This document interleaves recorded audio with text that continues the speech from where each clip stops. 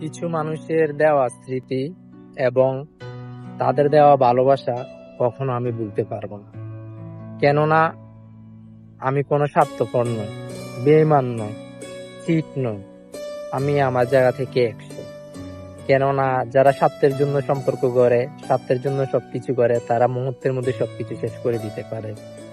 কিছু কথা শুনলে মানুষে হাসবে, তারপরেও বলতে হয়। আপনি যদি বন্ধু বান্ধবের সাথে কথা বলেন, আপনাকে বলবে কি, কিসের কথা বলছ তুই সারাদিন, তুই ছেলে মানুষ হয়ে তুই আরেক ছেলে মানুষের সাথে কিসের কথা বলস। কিন্তু আপনি যখন একজন মেয়ের সাথে কথা বলবেন, তখন এটা কোনো সমস্যা না।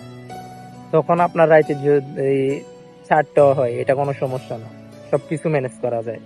কিন্তু আমাকে যদি কোনো ছেলে ফ্রেন্ডে কল দেয় 1টার পরে, আমি বাহানা দিই যে আমার রুমমেটে সমস্যা করে, আমার কথা বলতে সমস্যা হবে, সবাই ঘুমায়।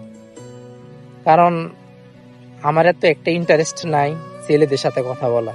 আমার সবসময় ইন্টারেস্ট মেয়েদের সাথে কথা বলার, কারণ মেয়েদের সাথে কথা বললে মজা নেওয়া যায়, মজা পাওয়া যায়, কিন্তু ছেলেদের সাথে কথা বললে তা পাওয়া যায় না।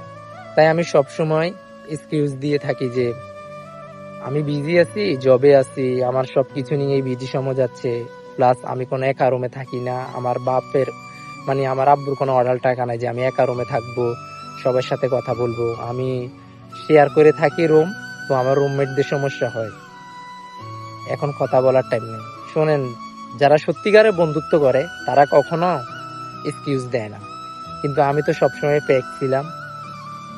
স্বার্থের জন্য বন্ধুত্ব করছিলাম, স্বার্থের জন্য সবকিছু করছিলাম। এই জন্য আমি এই স্বার্থ শেষ হয়েছে, এখন আমি একাই নিচ্ছি। কারণ স্বার্থ ছাড়া কেউ কারো পিছে চলে না, একমাত্র ফ্যামিলির লোক ছাড়া। ফ্যামিলিতে ভাই বোন যদি স্বার্থ খুঁজতে পারে, আর বাইরের মানুষ তো অন্য কিছু, একমাত্র আপনার আব্বু আম্মু ছাড়া কেউ আপনার স্বার্থ ছাড়া সঙ্গ দিবে না। আপনার একটা বিপদ হোক, দেখবেন আপনাকে আপনার আব্বু আম্মু যত কষ্টে হোক, যত কষ্টে দিয়ে থাকেন আপনি আপনার আব্বু আম্মু আপনার পাশে এসে দাঁড়াবে। আর বাইরের মানুষ তো দূরের কথা। জীবনটা অনেক সুন্দর যদি আপনি উপভোগ করতে পারেন, কিন্তু চলার পথে অনেক মানুষ আসবে, তাদের কথা বাদ দিতে হবে, একা চলতে শিখতে হবে। যদি একা চলতে শিখতে না পারো, তাহলে তোমার ব্যর্থতা। কারণ তুমি পুরুষ মানুষ, তুমি সঙ্গ কি জন্য নিবে? তুমি কি একা চলতে হবে না? তোমার সাথে কি সবসময় আরেকজন থাকবে?